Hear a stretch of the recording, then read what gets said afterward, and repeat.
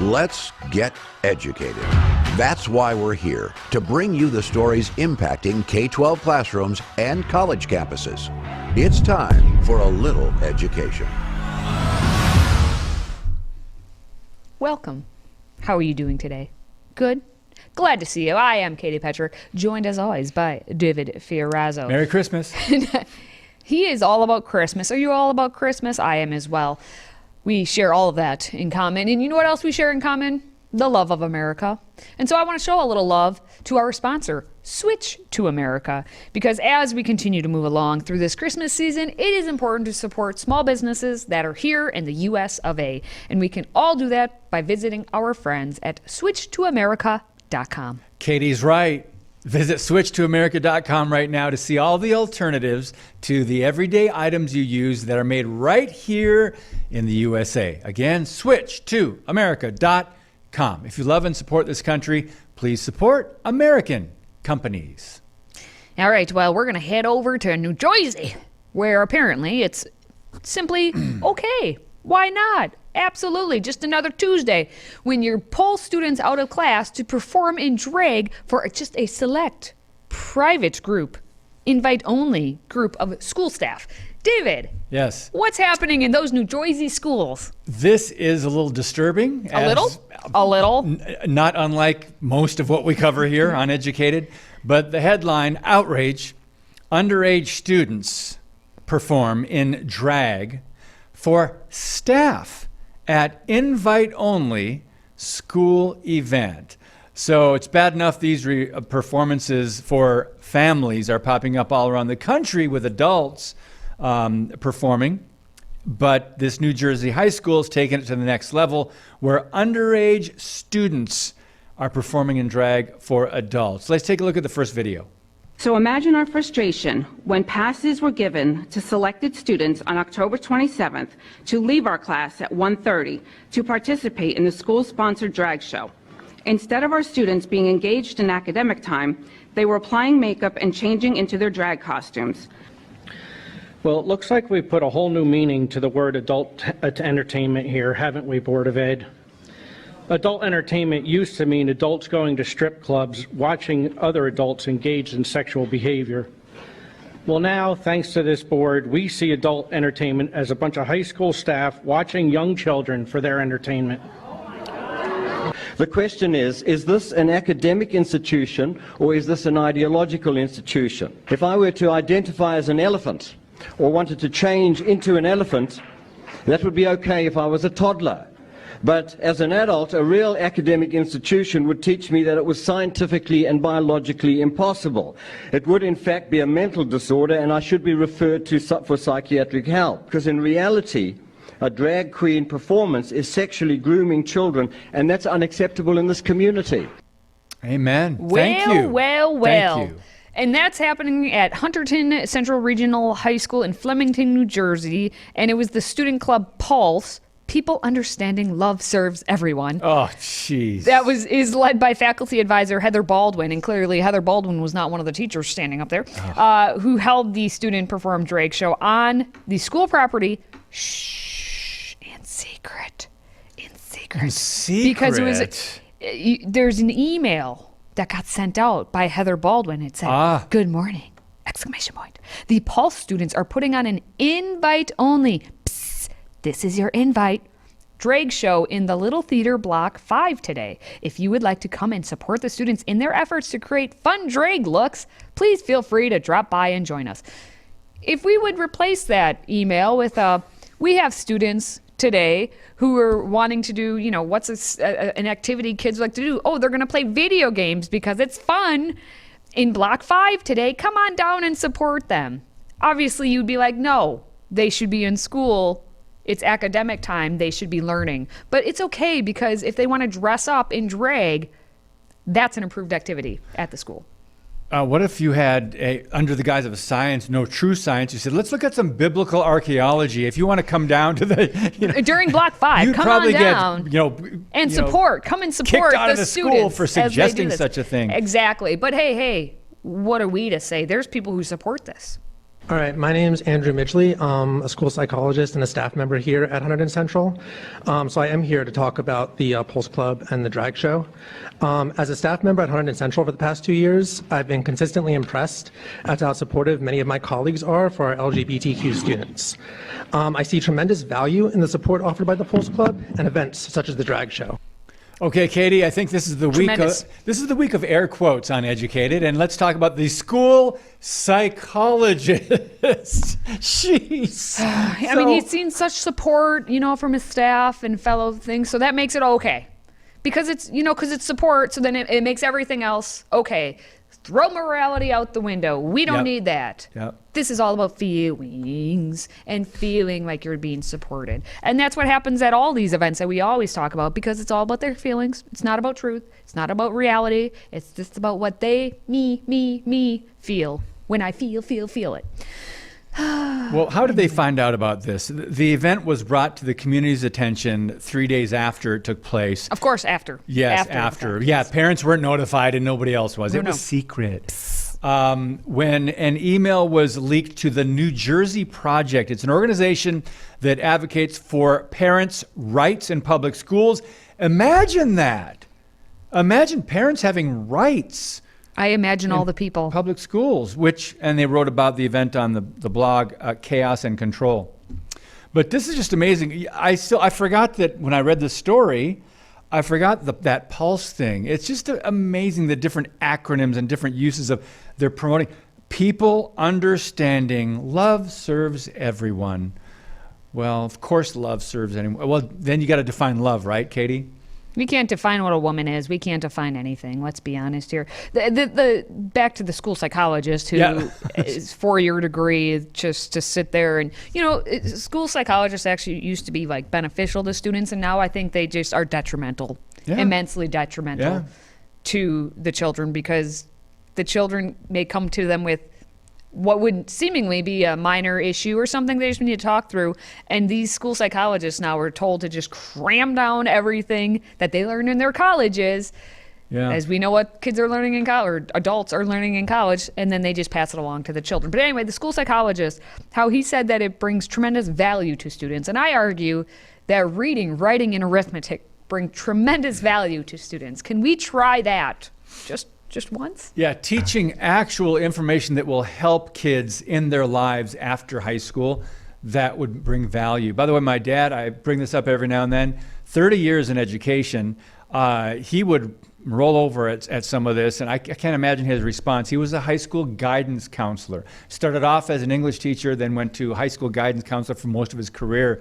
And I'm thinking, this school psychologist counselor, what they're telling the kids now, it's just mind-blowing. But anyway, still to come, a librarian in Ohio is facing some tough questions after sharing what else but an LGBTQ book with 11-year-olds, and then asking how many of them were gender fluid or non-binary.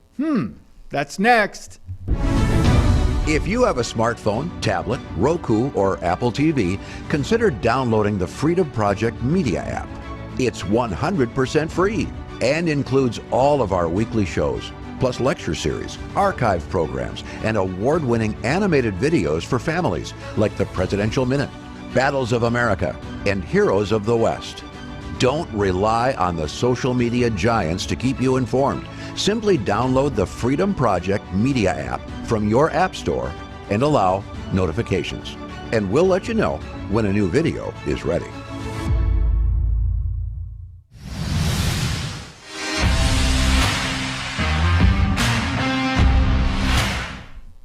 More and more English teachers are doing anything but teaching English. And now it's the Hastings Middle School 6th grade English teachers from the Upper Arlington School District in Ohio who are joining the club. The Hastings 6th grade English Language Arts ELA teachers have teamed up, or did team up, I guess, with the Upper Arlington Public Library, and they decided to invite the youth librarian, Alex Burris, to make recommendations for books related to classes, which currently is classes' reading theme of coming of age. Now, during this presentation, Burris reportedly recommended 9 books to all the students. But focused mostly on just 2 books. Which ones did she focus on? Well, most notably, she focused on Anna on the Edge, whose main character is introduced to and explores her gender fluidity. According to a parent whose child was present for that discussion, the youth librarian proceeded to then identify herself as non-binary. Oh, so it might as well have been an autobiography.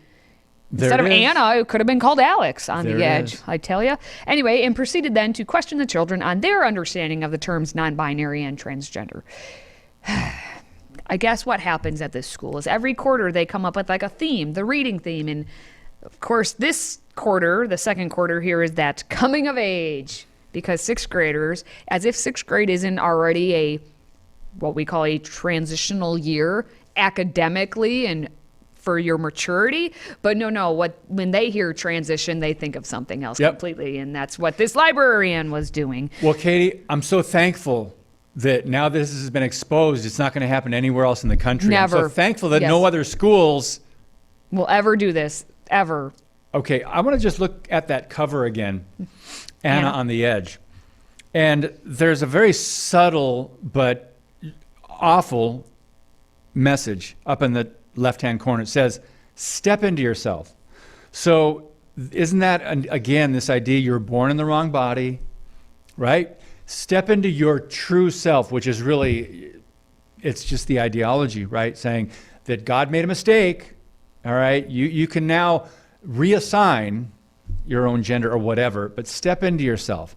This is just, you've got to pick up on these subtle themes and messages. And it's step into yourself, about you. This is always about you and your feelings. That goes without and what saying. you doing. You. Yes. All right, now according to parents, during at least one of the presentations, because Burrs had to do this multiple times to the various 6th grade classes, so she had a good practice run each time. Right. Now, the children were asked whether they might be a different gender and whether they have a safe place. Raise your hand if you have your safe place. So that they could discuss these thoughts at home. And of course, why would you do that? Why would you ask these 6th graders whose hand is not raised? Take note. Because that's what they're gonna pull those kids aside if they don't have that safe place and be like, we can be your safe place. Kind of like data mining, the principle of data mining. Oh, I thought you were going to say like daddy mining, like I'll be your daddy. Oh, gosh. No, because we've talked about this on this show, Yes. that these teachers are like, we are your parents now. Yeah. We will take care of you. We will help you. Anyway, back to this. I guess the teachers, the Hastings library staff, and the aides that allowed presentations to continue in each of the 5 language arts class periods. So I said she had a lot of practice doing this. So 5 class periods they did this presentation. Now, several parents, when they found out about this, called the school, voiced their concerns, and one parent said, we need to let this community know what is happening within our schools, because right now there are a lot of parents that have no idea what their kids are being exposed to on a daily basis. Adults need to start protecting our children from this constant bombardment of gender confusion and sexuality. Bingo! We've been saying it here, Uneducated. Yep. Many times. Yep. Many times. I'm glad more parents are speaking up. We need to speak out more. We need to actually take action after we say the words. Now, the principal, who of course had no idea that this was happening. Of course. Never knew about it, was notified, and it took somehow 12 days.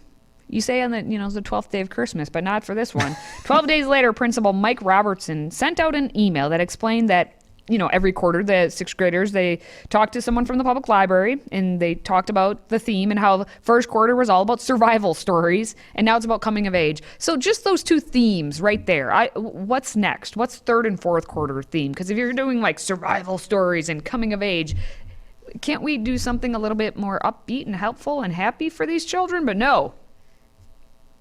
Just bombard them with all of our issues. Coming of age, and not normal coming of age, but their idea of coming of age, and then these survival stories. Anyway. But Katie, I'm sure that parents had the opt-out rights, and they knew about this in advance. Oh, come on now, David. You're being silly now. Dripping with sarcasm. In the email, Robertson also said that the public library didn't present a book list prior so that the parents would be able to opt out, because I'm guessing if they presented the book list, then, maybe little Johnny or Sally would have opted out. So there was no list. And he said that they opened an investigation and that they would find out like what to do about it because they had to talk to legal counsel first. And so they did. After the school district began investigating, then Burris, the librarian, locked up her social media accounts, or I guess non-binary, so I don't know what she goes by. Anyway, investigation findings was that there was a 10-page report. It included an admission by the principal that although he had discussions with some of his staff talking about materials, controversial issues, things like that, parents' rights to opt out, oops, darnal. He forgot to talk to the English teachers. Oh, I thought it was the 6th grade. He just skipped the 6th grade somehow. The 6th grade ELA staff specifically. So he talked to everybody else. But somehow those 6th grade English teachers, because English class is not where any controversial happenings happen. But that was it. That was the end of it. There was nothing else. Nothing else to report here. And you're right there, because they said there was no further communication from the school. There was no apology for the promotion of gender fluidity to 11-year-olds and 12-year-olds, and more alarming, there was no corrective action, of course, no policy change, no consequences for staff who exposed these children to confusing topics behind their parents' backs. So much going on here. And again, it's not just this school. This story is probably I know it's in every state across the country. How many cities and small towns? That's yet to be known, and we'll report on it when it happens. When basically, we find is out. what's going to happen. Well, coming up next, Arizona has become the latest state to offer illegal immigrants a discount on that college tuition. Stay with us. Do you love America? Are you a patriot who desires to preserve the freedoms we enjoy for generations to come? Then let's take action. Every few days, we give our money to the big box stores. How we spend our dollars could be the most important vote. Do these stores promote freedom and American values? Is that where we should be buying our everyday household products for the rest of our lives? What if we just stopped? What if we shopped with a family-owned manufacturer who believes in preserving our freedoms? That's why SwitchToAmerica.com was created. SwitchToAmerica.com gives patriots the ability to walk away from the big box stores forever. This is a movement that pledges allegiance to the flag of the United States of America. SwitchToAmerica.com. Take action if you love this country. Here is a great way to show it. SwitchToAmerica.com.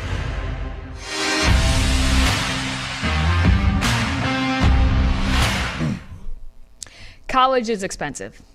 Yes. Well, wait. College was expensive for all of us who paid back student loans. Anyway, so we're going to make it easier because of how expensive it is. And states are giving in-state tuition, not to all the students, just to those students who are not even legal in this country. What? The non-legal citizens. And Arizona has now joined the list. There aren't many illegal immigrants in Arizona, are there? Oh, yeah. Arizona, Texas, California, probably, yeah. Yep. Yep. Okay. Well, Proposition 308 was just passed with a 51.2% approval. But they voted on it. Yes. Wait a minute. It will allow Arizona students, regardless of immigration status, to be eligible for financial aid at state universities and community colleges. And it also qualifies such students for in-state tuition rates, reversing a 2006 decision to block undocumented students from qualifying. Now, eligible students must graduate from an Arizona high school or homeschool equivalent and have attended for 2 years. 5 minutes later, all of that will be wiped out as well. And it's just going to be, come on in, everybody. Come on in. Now, if you're from a different state and you want to go to an Arizona State University, no, you must pay that out-of-state tuition. Oh, especially if you're a U.S. citizen. Yes. No, seriously, though, it's confusing on more than one front. First of all, that the voters approved this by a slim margin. What was it, 51.2%? Mm-hmm. Yeah, man. That's just mind-boggling, but that also shows me, who's voting in Arizona. But Arizona joins 22 other states, along with Washington, D.C., which offer financial aid, watch, for illegal immigrants. 14 states implement what's known as tuition equity. Don't even get me going. He's getting feisty over there. These laws to extend in-state tuition rates according to the National Immigration Law Center. So just like in our healthcare, where an illegal immigrant, God bless them, most of them, I think, try to come over here because they hear about how free America is and what's great about this country because they come from dictatorships or communist nations or drug-infested countries led by the cartels. And they come over to America, so God bless them, but go through the process of becoming a legal citizen. Please, we welcome you, but please go through the process. But here we are, we're awarding, and how do we reward them? With our tax dollars. Katie, where do they get this money? It grows on trees. For the Or in universities? Arizona, it grows in the Grand Canyon, and they just dig it out. Oh, I didn't know that. You just got to excavate it, that's all. It's down there in the canyon. It's That's why the down there. canyon's so big. It used to be filled with money, and then the United States has taken it all, and that's why it's a big hole now. So there's gold in them there hills. There's gold in Or in them there canyons. That's I right. get it. That's right. Well, still to come, a new study has found that employers admit they care much, much more about real-world experience. But I got that paper college degree here. Doesn't that matter? Well, it doesn't. We're going to talk about it next. We want to hear from you. If you have a question or comment for Katie, David, or any of our other show hosts, simply visit stayeducated.org. That's stayeducated.org and submit your question or comment. Our team loves to hear from you and might just give you a shout out on air. Again, visit stayeducated.org and connect with us.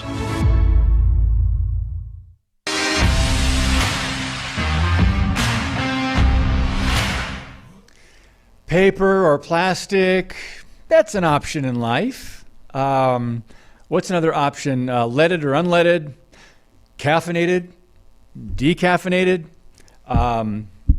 educated or Christ and culture or healthy republic. See, I threw your option in there Thank as well. you. Oh, wait. The mugs. Since you're talking about it, can I just Yes, can go I ahead. just let you know? All right, go ahead. everyone. We have mugs now. We look have at that. mugs for you to celebrate Christmas glory here. Look at those mugs showing those mugs. There you go. And you can get some swag while you're at it. All you have to do is go to freedomproject.com/store and get yourself some nice mugs and a shirt or two. Why not? Okay, but David, back to you. All right, so we were talking options, right? Options. Trending. The headline is bachelor's degrees have become optional for more jobs across industries. Now, this is over at the College Fix. Both private and public employers rely more on alternative qualifications. Bachelor's degrees, in other words, college degrees, have become optional for more jobs across industries, a development driven by high labor demand and more college alternatives. So, according to Michael Gibson, he's an author, an entrepreneur, he told the College Fix, college has become a titanic assembly line for forcing students onto a bogus pre-professional track. He said most skills, and Katie's over there nodding. Yep. It's true. Yep. Most skills are specific to the job, which means on-the-job training is the only training, Gibson said. It may be true that healthcare and positions requiring some background familiarity with science and tech should require proof of knowledge, but a college degree is hardly proof of knowledge. So this makes sense. So get trained Dollars on the and job, cents. not this overall whatever information, if you want to even use the word information lightly when you talk about public universities, optional bachelor's degrees, Katie. It makes a lot of dollars and cents. And when you started talking and you said you could have paper or plastic, now you use your plastic to pay for your piece of paper over here. and it's proving that anyone out there who has a job, who went to college, can anyone raise their hand if they learned everything in college and didn't need to be trained at all for their job? That's what I thought. I didn't see any hands, of course. I saw no hands. I saw no hands. For those of you listening by radio, there's no hands that went There's up. no Or by podcast. Or by podcast. Zero hands are in the air. And that's the truth, because every company does something a little different. Now, if the government had its way, everyone would be uniform and they would do all the things the same way. But we still have the right to private industry around here. So we have on-site training for whatever specific job you are going to be doing in whatever private industry you are going into. Makes sense. And the college classes used to teach you the basic skills of how to, communicate with other people or do finances or do writing, so that you can then take those and transfer them into the job so you could be trained specifically on the details. But no, instead now you're not even getting that to be able to be a well-rounded citizen as you go out to become whatever it is that you desire. And Gibson is right here. That's what we're saying. Gibson is right. Yep. You should be trained on the job. So and you don't need that piece of paper necessarily. No. One more thing, the shift comes as demand for workers. How many of you across the country have seen now hiring signs? Or, hey, now raise your hand. Apply here, work. I'm going to raise my hand on this one. Yeah, we need workers. Everybody has seen that at a level we haven't seen, I think, in my lifetime. I haven't seen any more than all the businesses that are hiring. The shift comes as demand for workers remains high. The Wall Street Journal reported job postings far outpace the number of unemployed people looking for work. 10.7 million openings in September, compared with the 5.8 million unemployed, creating unusually stiff competition for workers. So, friends, there are jobs out there, and more of them do not require a college degree. That's right. All right. Well, make sure you hit that like button if you're watching us on social media. And please do send us your feedback at stayeducated.org. Now, for David and myself, thank you for watching. Thank you for listening. And thank you for supporting this show. Until next time, stay educated.